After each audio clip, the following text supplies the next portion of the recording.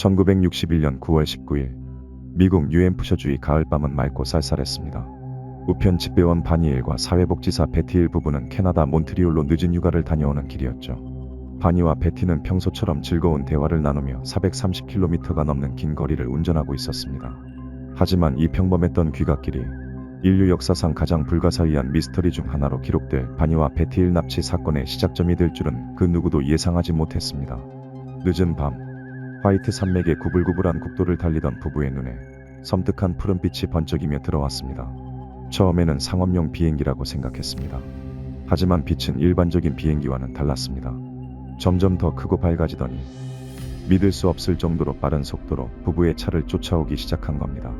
불안감을 느낀 바니는 차를 갓길에 세우고 챙겨왔던 쌍안경으로 빛을 자세히 관찰하기 시작했습니다. 그리고 그의 눈앞에 펼쳐진 것은 지금껏 상상해왔던 모든 것을 초월하는 충격적인 광경이었습니다. 빛은 다름 아닌 거대한 접시 모양의 비행물체, 바로 UFO였습니다. 더욱 소름 끼치는 것은 UFO 창문 안쪽에 마치 검은 그림자 같은 형체들이 줄지어 서 있는 모습이 또렷하게 보였다는 것입니다. 인간이라고는 도저히 생각할 수 없는 기이하고 섬뜩한 형체였죠. 바니는 공포에 질려 다시 차에 올라탔지만 이미 늦었습니다. 그 순간 마치 거대한 자석에 이끌린 듯 차는 통제 불능 상태로 도로를 벗어나 숲속으로 미끄러져 들어갔습니다. 그리고 그 순간부터 부부의 기억은 완전히 끊어져 버렸습니다. 마치 누군가가 스위치를 끈 것처럼 새하얀 백지 상태가 된 것이죠. 집에 도착했을 때 부부는 묘한 위화감을 느꼈습니다. 옷은 찢어져 있었고 차에는 설명할 수 없는 얼룩이 묻어 있었죠. 무엇보다 이상했던 것은 몬트리올에서 출발한 후 집에 도착하기까지 약 2시간이라는 시간이 통째로 사라졌다는 사실이었습니다. 하지만 그 2시간 동안 정확히 무슨 일이 있었는지 부부는 도저히 기억해낼 수 없었습니다. 그날 밤 이후 부부는 원인을 알 수 없는 악몽과 극심한 불안 증세에 시달리기 시작했습니다. 특히 베티는 매일 밤 외계인에게 쫓기는 듯한 끔찍한 악몽에 시달렸다고 합니다. 일상생활이 불가능할 정도로 고통스러워하던 부부는 결국 정신과 의사이자 최면 전문가인 벤자민 사이먼 박사를 찾아가 도움을 요청하게 됩니다. 사이먼 박사는 부부의 이야기를 주의 깊게 듣고 사라진 기억을 되찾기 위해 최면 퇴행 치료를 제안합니다. 최면 상태에서 굳게 닫혀있던 기억의 봉인이 풀리면서 놀랍고도 충격적인 진실이 서서히 모습을 드러내기 시작했습니다. 힐 부부가 최면 상태에서 묘사한 외계인의 모습은 놀랍도록 일치했습니다. 회색빛 피부, 커다랗고 검은 눈, 작고 뭉툭한 코, 가느다란 입술, 마치 SF 영화에서 튀어나온 듯한 전형적인 그레이 외계인의 모습이었죠. 바니는 자신이 UFO 내부로 끌려갔고 곧 베티와 분리되어 각자의 방에 수용됐다고 증언했습니다. 그 안은 차갑고 금속성 느낌의 복도로 이루어져 있었으며 곳곳에는 이상한 기계 장치들이 있었죠. 바니는 방 안에서 외계인들에 의해 옷이 벗겨졌고 피부 접촉 검사 그리고 생식기 주위에 통증을 유발하는 검사 장비가 닿았다고 기억해냈습니다.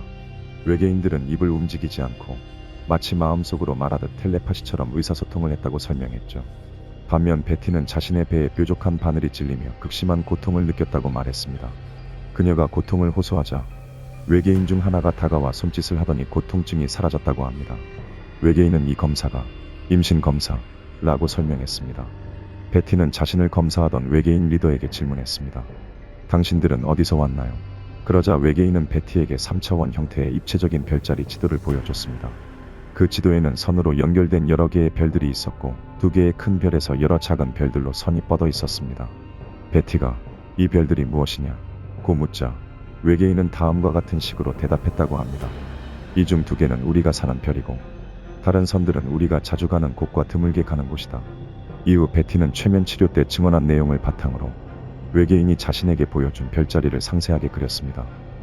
이 별지도는 아마추어 천문학자이자 UFO 연구가였던 마조리 피시의 손에 들어가게 되었고 피시는 놀라운 사실을 발견합니다. 베티가 그린 별지도가 지구에서 약 39광년 떨어진 쌍성계 제타 레티큘리 항성계와 매우 유사하다는 것을 밝혀낸 것입니다. 피시는 별지도의 별들의 위치와 간격, 밝기 등을 정밀하게 분석했고 제타 레티큘리 항성계의 별들과 놀랍도록 일치한다는 결론을 내렸습니다. 만약 이 주장이 사실이라면 힐 부부를 납치한 외계인들은 머나먼 제타 레티큘리 항성계에서 왔을지도 모릅니다. 1966년 힐 부부의 이야기는 중단된 여행이라는 제목의 책으로 출판되면서 전 세계적으로 엄청난 파장을 일으켰습니다. 외계인 납치라는 충격적인 개념은 대중들에게 깊이 각인되었고 수많은 유사 사례들이 쏟아져 나오기 시작했죠. 하지만 과학계와 회의론자들은 힐 부부의 이야기에 강한 의문을 제기했습니다. 최면 치료 과정에서 피암시성이 높아져 무의식적인 상상이 마치 실제 기억처럼 왜곡될 수 있다는 점을 지적하며 힐 부부의 이야기가 거짓 기억일 가능성을 제기했습니다.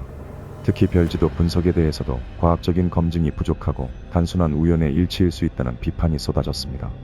일부 회의론자들은 힐 부부가 당시 사회적으로 유행하던 UFO 열풍에 휩쓸려 무의식적으로 이야기를 지어냈을 가능성을 주장하기도 했습니다. 심지어 힐 부부를 사기꾼으로 몰아가는 극단적인 주장까지 등장했죠. 과연 힐 부부의 이야기는 진실일까요? 아니면 거짓일까요? 최면 속에서 되살아난 기억은 실제 경험일까요? 단순한 상상일까요? 진실은 아직도 미궁 속에 빠져 있습니다. 시간이 흐를수록 미스터리는 더욱 짙어지고 진실은 점점 더 멀어져만 가는 듯합니다. 하지만 분명한 것은 바니와 베티일 사건은 단순한 해프닝으로 치부할 수 없는 무언가 심오한 질문을 우리에게 던지고 있다는 사실입니다. 바니와 베티일 사건은 반세기가 넘는 시간이 흐른 지금도 여전히 풀리지 않는 수수께끼로 남아 있습니다. 진실은 영원히 알 수 없을지도 모릅니다.